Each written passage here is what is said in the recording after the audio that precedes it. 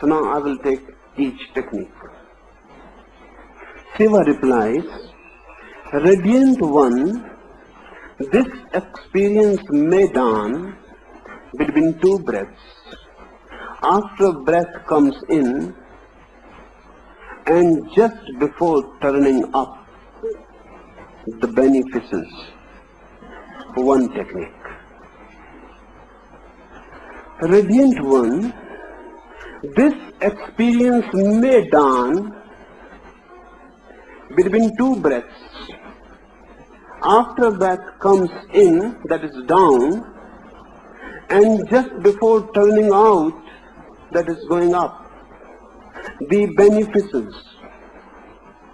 Be aware between these 2 points and be happening. When your breath comes in, observe. When your breath comes in, observe. For a single moment or a thousandth part of a moment, there is no breathing.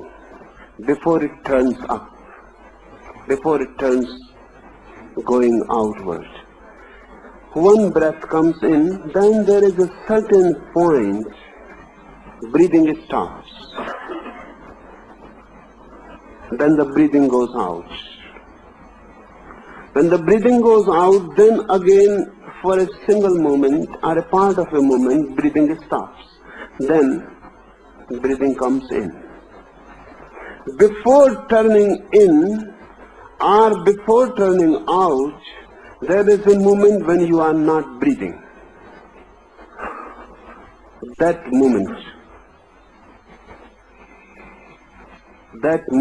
the happening is possible.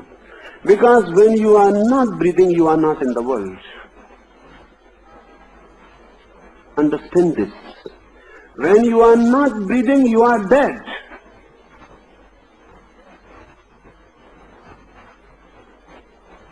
You are still, but dead. But the moment is of such a short duration, you never observe it. For Tantra, each breath is a death, and each new breath is a rebirth. Breath coming in is rebirth. Breath going out is death. The outgoing breath is synonymous with death. The incoming breath is synonymous with life. So with each breath you are dying and reborn. And the gap between the two, it is of very short duration, but keen, sincere observation and attention will make you feel the gap. If you can feel the gap, Shiva says, the beneficence, then nothing else is needed. You are blessed. You have met, the thing has happened. You are not to train the breath, just as it is. Why? Such a simple technique, it looks so simple.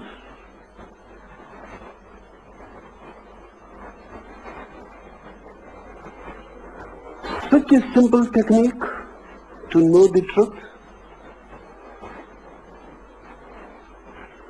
To know the truth means to know that which is neither born nor dies.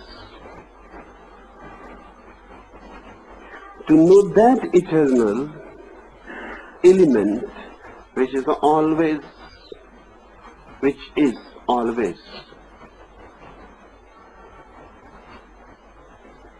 But you can know the breath going out, you can know the breath coming in.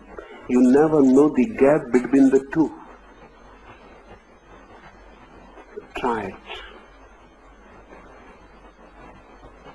Suddenly, if you can get the point, and you can get it. It is already there.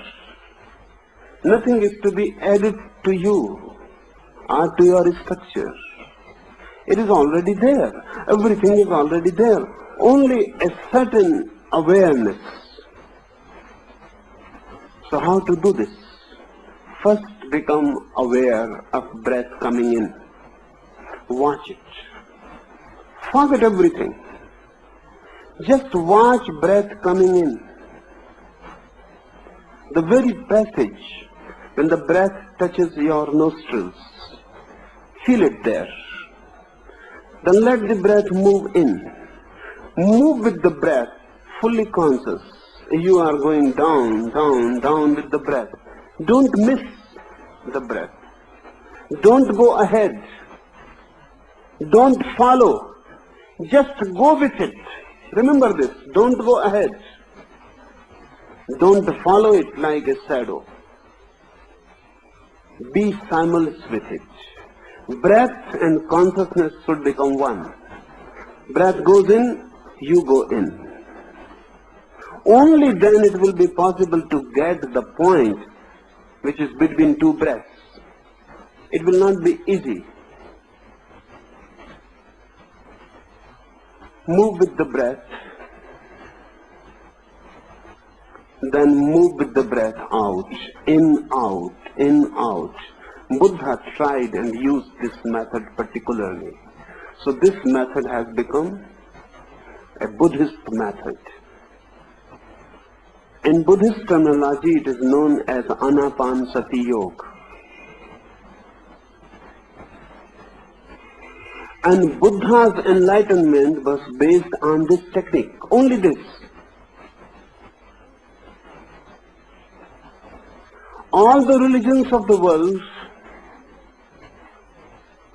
all the seers of the world have reached for some technique or other, and all those techniques will be in these 112 techniques.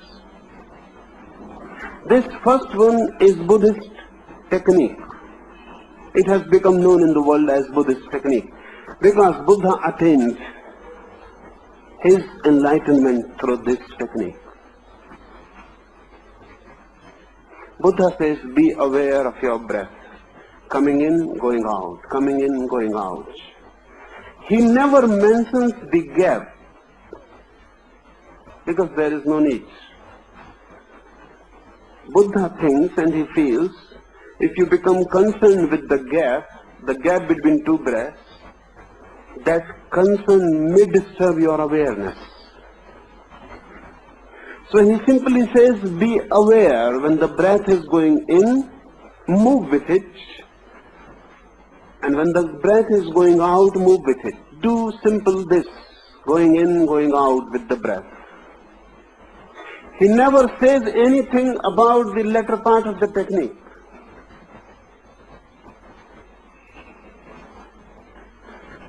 The reason is Buddha was talking with a very ordinary man.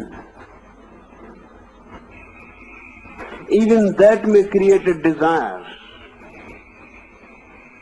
to attain the interval. That desire to attain the interval will become a barrier into awareness. Because if you are desiring to get to the interval, you will move ahead. Breath will be coming in and you will move ahead because you are interested in the gap which is going to be in the future. Buddha never mentions it. So Buddhist technique is just half. But the other half follows automatically. If you go on practicing breath consciousness, breath awareness, suddenly one day, without knowing, you will come to the interval. Because as the awareness will become keen and deep and intensive, as your awareness will become bracketed, the whole world is bracketed out. Only your breath coming in or going out is your world. The whole arena for your consciousness. Suddenly you are bound to feel the gap when there is no breath. When you are moving with breath minutely, How can you remain unaware when there is no breath? You will become suddenly aware that there is no breath. And the moment will come when you will feel now neither the breath is going out nor the breath is coming in. Breath has stopped completely. In that stoppage, the beneficence.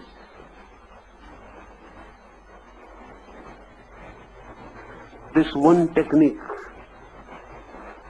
is enough for millions. The whole Asia tried with this technique for centuries.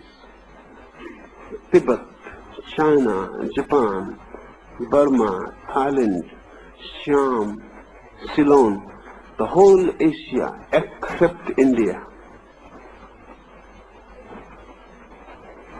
has tried this technique, only one technique.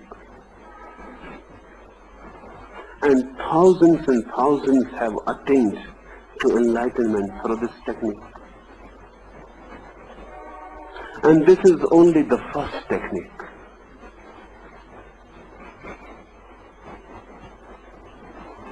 But unfortunately, because the technique became associated with Buddha's name, Hindus have been trying to avoid it.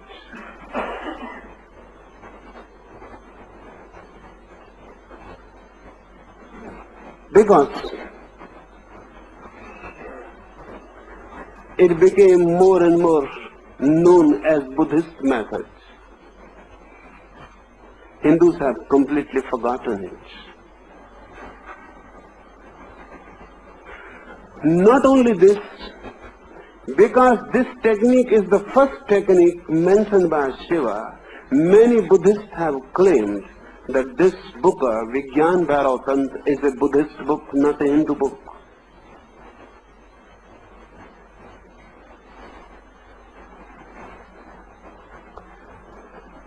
It is neither Hindu nor Buddhist. And technique is just technique. Buddha used it, but it was there already to be used. Buddha became a Buddha because of the technique.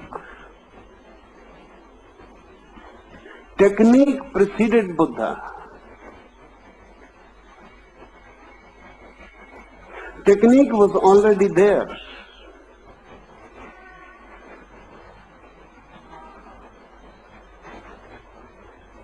Try it. It is one of the most simplest techniques. Simplest compared to other techniques. I am not saying simple for you. Other techniques will be more and more difficult. That's why it is mentioned as the first technique.